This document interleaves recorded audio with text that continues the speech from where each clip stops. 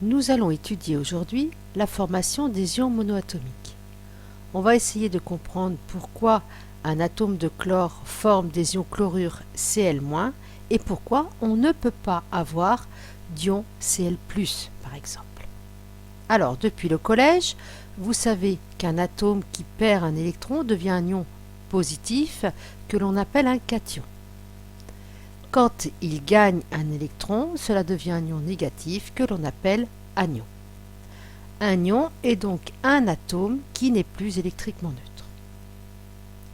Alors maintenant, pourquoi est-ce qu'ils vont plutôt gagner ou perdre des électrons?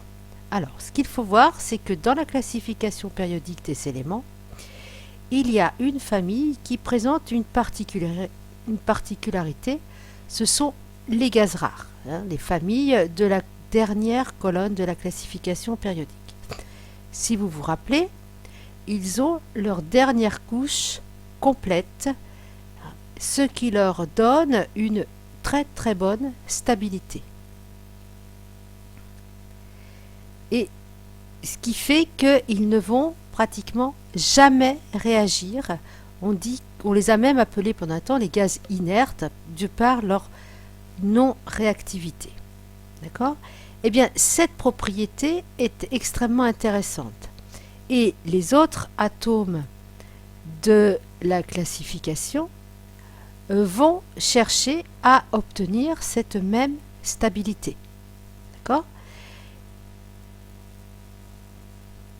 Ils vont chercher à obtenir soit 2 électrons sur la couche externe comme l'hélium, soit 8 électrons sur la couche externe comme le néon, l'argon, en fait tous les autres gaz rares de la colonne.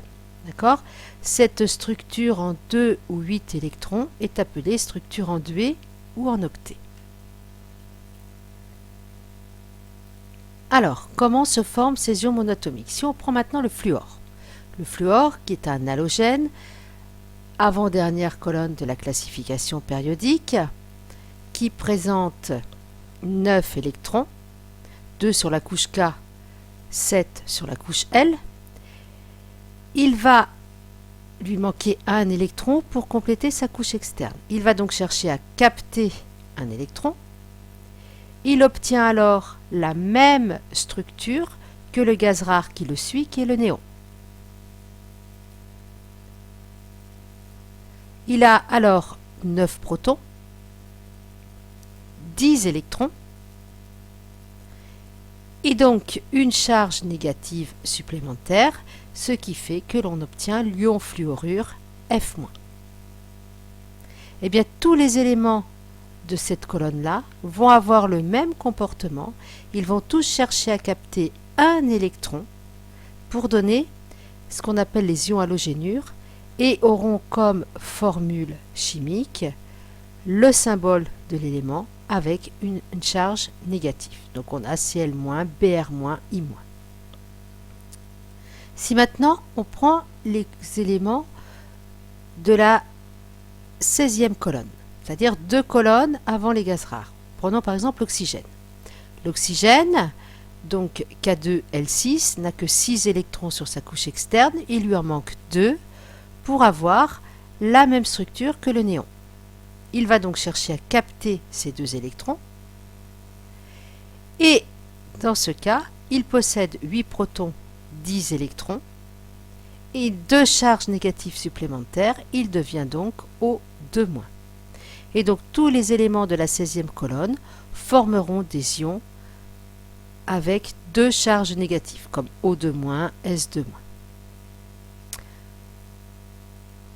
Partons maintenant dans les éléments de la première colonne de la classification périodique, le sodium. Dans le cas du sodium, on voit qu'il n'a qu'un électron sur la couche M. Donc un électron en fait en trop. Ou bien il faudrait qu'il en capte 7. Alors pour lui, c'est beaucoup plus facile d'éjecter un électron que d'en capter 7. Donc il va chercher à éjecter cet électron de manière à retrouver lui aussi la même structure que le néon. Donc il éjecte cet électron. Au bilan, il se retrouve avec 11 protons, ça n'a pas changé, mais 10 électrons. Il a donc une charge positive supplémentaire, ce qui le donne comme formule Na+. Et donc tous les alcalins de cette première colonne vont former des ions une fois positifs. Li+, Na+, K+, etc. De la même manière, les éléments de la deuxième colonne, qui eux présentent 2 électrons en trop, vont éjecter ces 2 électrons pour trouver la structure du gaz rare qui le précède. Et dans le cas du magnésium, on a 12 protons, 10 électrons. Il va donc donner Mg2+. Et tous les alcalinotéreux vont donner eux aussi des ions chargés 2 fois positivement. Le beryllium, Be2+, Mg2+, Ca2+. Voilà. Donc, vous voyez qu'il est impossible de faire autrement. Donc, un ion monoatomique est un ion formé à partir d'un atome. L'ion et l'atome conservent le même nombre de protons et le même nombre de neutrons. On ne touche pas du tout au noyau. Par contre, c'est au niveau du cortège électronique qu'on voit une modification. On n'a pas le même nombre d'électrons entre l'ion et l'atome. Ils forment des ions pour obtenir une structure en duet ou en octet, suivant la situation, mais de toute manière, c'est une façon pour l'atome de retrouver une meilleure stabilité, la même stabilité que les gaz rares.